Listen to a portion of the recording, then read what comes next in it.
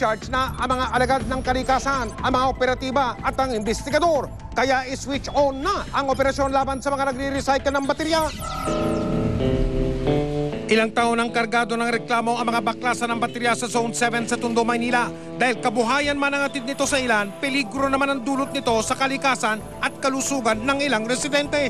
Naamoy na pag naglalakad ka sa mata, mapipil mo na mahihilam ka. Minsan na rin pala itong na-inspeksyon ng Department of Environment and Natural Resources o DENR at ng City Health Office ng Lungsod ng Maynila.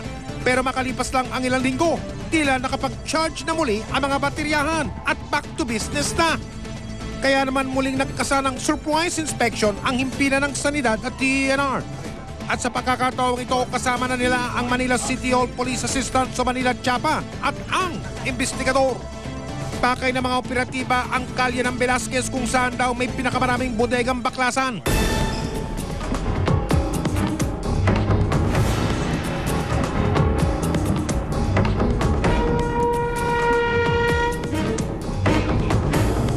Pagdating sa target area, naaktuhan namin ang truck na ito na may kargang mga lumang baterya.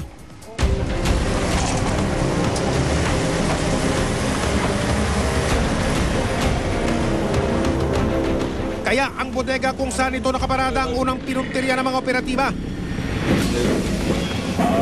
Dalawang trabahador ang inabutan naming abala sa pagbabaklas. Dali lang ha. Oh my gosh! Tumambad sa amin ang umaalingasaw at nanggigitata nilang bodega.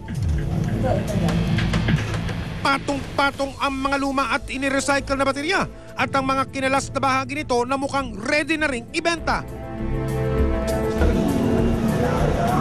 May nakasabit na permit sa dingding ng bodega pero ayon sa DENR, hindi ito sapat para makapag-operate sila. Meron isang nire-record tayo na tinatawag na permit to transport.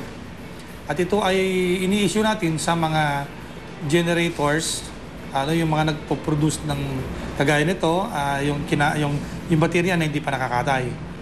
Walang kinalaman ito doon sa karapatan mo o yung permiso mo para katayin yung baterya. Kaya naman agad naming hinanap ang may-ari nitong si Rolly Magante. Yung may pinakamayari na saan? Patawag mo na lang. Sino bang kakilala niyo? Patawag mo na lang. Ano po ba kayo dito? Trabador. Sinong nag-ano ngayon dito?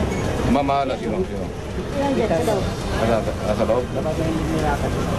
Walang tao sa loob. Wala akong cellphone, Oo, kontarin niyo. Hindi na nagpatumpik-tumpik ang mga operatiba. Kumuha sila ng sample mula sa likidong nagkalat sa sahig ng bodega. Tila hindi rin alam ng mga trabahador kung gaano kadelikado ang mga chemical na kanilang itinatapo na basta-basta. Pagka umuulan naman ng tubig, papaagusin. Saan po ang ano niyan? Sa kanal.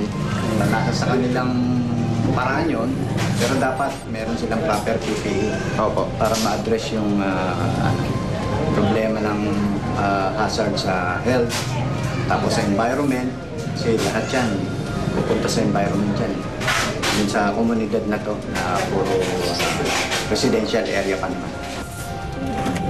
Ang tinakpang butas na ito sa sahig ang tila nagsisilbing tanging tapunan nila ng nakalalasong asido mula sa baterya.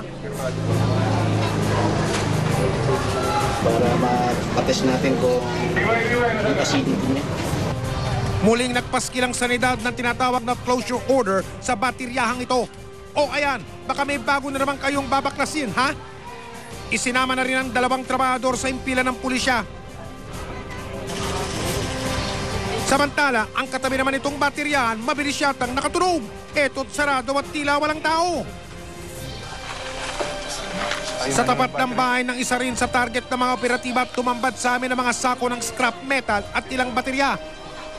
Sa ano yan, binibenta ko sa ano yan, sa mga Koreano sa Egypt. Tapos linuluto din nila. Para gawing baterya ulit. Oo, yung ginagawa sa atin. Nire-recycle nila. Pero walang trabahador na natsyempohan. Mariing itinanggi na may-ari na nagbabaklas sila rito ng baterya. Dati may baterya dito, baksak na. Baksak na. Ano pa yung may-ari? Inugasan na para kumitin. Sinuhugasan? Hindi po kinakalas yan dito? Hindi, daming bata dito. Pinaalalahanan din ng mga tauhan ng DENR ang punong barangay na nakakasakop sa lugar.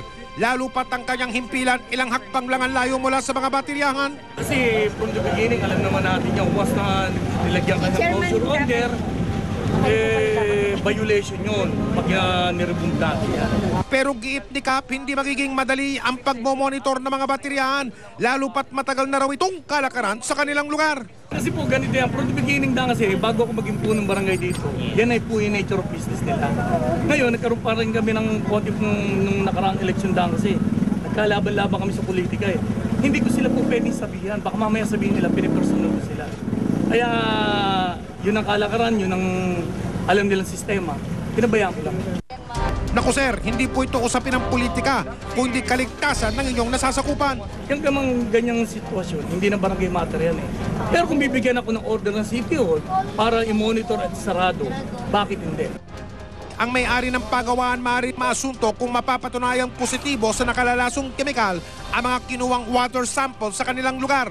After the analysis from the laboratory at may papakita natin na malaki ang exceedance niya at kung gaano kalaki ang epektong magagawa niya.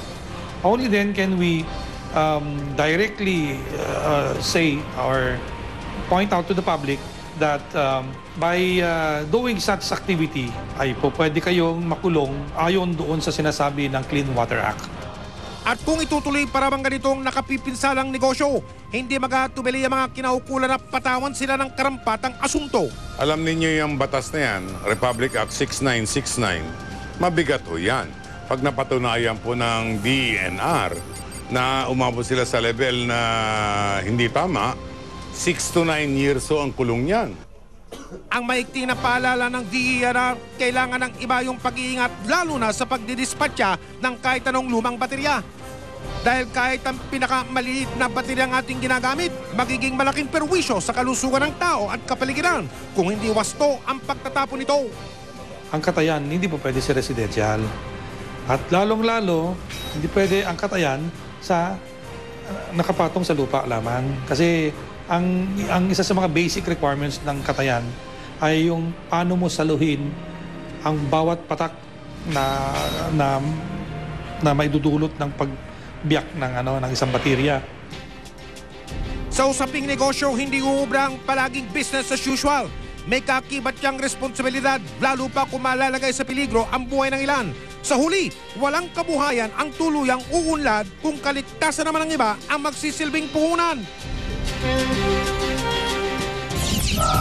Susunod, house and lot sa halagang 60,000 piso, maanumalya raw ang titulo.